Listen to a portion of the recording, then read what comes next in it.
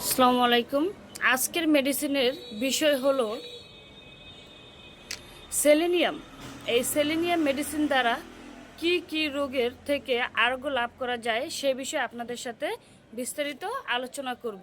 প্রথমত আমরা জানব যে মধ্যরাতে পর্যন্ত জেগে থাকেন যারা, মধ্যরাত পর্যন্ত যারা জেগে থাকেন, ঘুম আসে না, অস্থির অনুভব করেন, তারা এই মেডিসিনটি গ্রহণ করতে পারেন।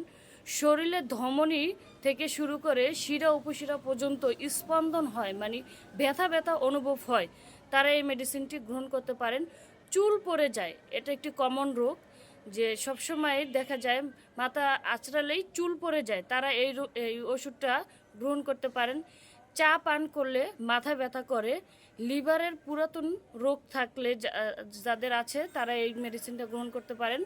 এবং রাত্রে ঘুমানোর পরে ফোঁটায় ফোঁটায় শুক্রপাত হয় যাদের, এটা কিন্তু খুব খারাপ একটা লক্ষণ, যে রাতে ঘুমিয়ে আছেন আপনার ফোঁটায় ফোঁটায় শুক্রপাত হচ্ছে, তারা এই মেডিসিনটা গ্রহণ করতে পারেন।